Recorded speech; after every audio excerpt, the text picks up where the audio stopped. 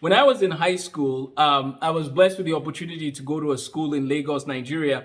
And this was one of the most robust or intense schools in that part of the state. And there's schools all over Nigeria that are very good. But I thank God for the one that I went to. And I was blessed to attend a school with so many students that came from the elementary school as students who were ranked high in their elementary school. So there was a lot of competition in the school that I went to.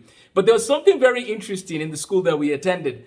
The student who generally was the best in math in my grade level, so from they call it junior secondary school 1 to senior secondary school 3. So the student who was number 1 for almost the whole time, he was almost always number 1, right? And he knows himself. I don't know if he wants me to say his name out loud, but this student was pretty consistent as number 1 for 6 years, even though most of us who had come from our elementary schools were also number 1 or 2 or 3 in our school. So you bring all these students who are generally either first, second, or third into a school, and you have a person who still stays number 1 all over and over again. And here's what I asked him, because they give us prizes in our boarding school. They used to give us prizes. The best in mathematics will get a prize. Usually, maybe it's a book. I don't remember. I never got the prize. But I should better ask him that later. But so if you're number 1, you get your prize. If you're number 2, generally it was only number 1 for each of the subjects. I remember being number 2 in economics one year, and they never gave me a prize for it. But anyways, the idea though is that this should inspire you, and it should show other students what they can get when they work hard. Well, we worked hard, but this guy didn't give us, we just didn't have the opportunity to beat him out, right? And I had other friends who were the best in chemistry, and friends, by God's grace, I hung around a lot of people who love to study or who just love to, read books. But here's what's interesting.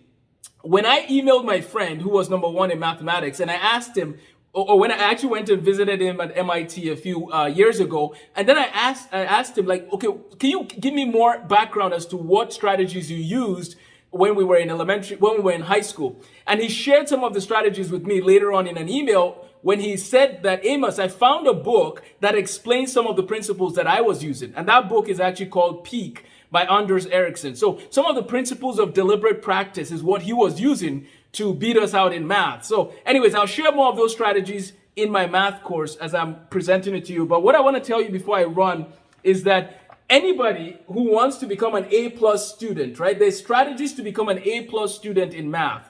And so I've taken a lot of those strategies, I've put them in my book, Tools for Mastering Mathematics. And in this book, part of what I did was I wrote down every single topic we teach kids, okay? Every topic. Remember, there's something called Google, there's something called YouTube. You can look up a lot of these topics and you can learn them on your own, especially in the summertime. This is the time to begin to make progress for next year. And so I did that for the third part of this book. And then in the first part of the book, I share some strategies. There are some solid ways that you can become an A-plus student. Now, if I knew some of these strategies now and some of the things that I discussed with my friend when I visited MIT and so on, if I go to a different school setting now, of course, which I'm doing my PhD now, but if I'm using those principles, that will be something that will keep me on track. That will be something that will help me that will help me to flourish. So I want you to keep that in mind.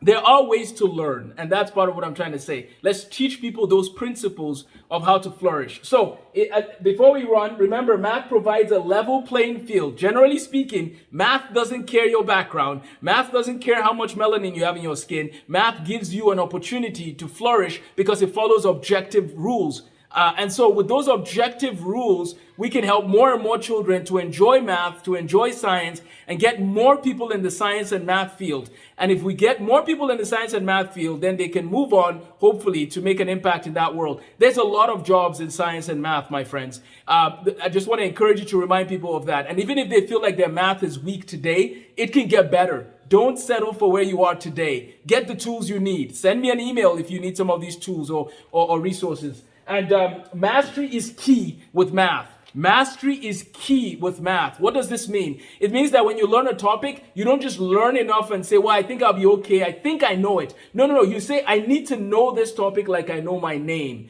So mastery is important. And the other thing to keep in mind with math is that having a coach helps. So get a math coach. It might be your brother, it might be your friend. I remember, actually, before I leave, I'll tell you this. I remember my brother, one time I was struggling with I think it was changing the subject of the formula or something. So we call it 1-step, 2-step, 3-step equations or literal equations now in America. But in Nigeria, I think it was changing the subject of the formula. Now, by God's grace and with a lot of hard work, I was always number 1, 2, or 3 in elementary school. They gave us awards every year. And I was always, on top of one of those in 1, 2, 3. But what was interesting is that I got to a roadblock. And I remember my brother Emmanuel, we had a conversation. I don't remember how he fully explained certain things, but I went past that roadblock. And again, the rest is history. But it's just interesting that just because you've reached a point where you think, I don't think I can do this. No, ask, get a coach. You can do it. Apply yourself and work hard. Math is a beautiful subject. And so please check out Tools for Mastering Mathematics. It is on my website, livingsensibly.org under resources if you want to see a free PDF of it. Thank you for your time. Take care and God bless.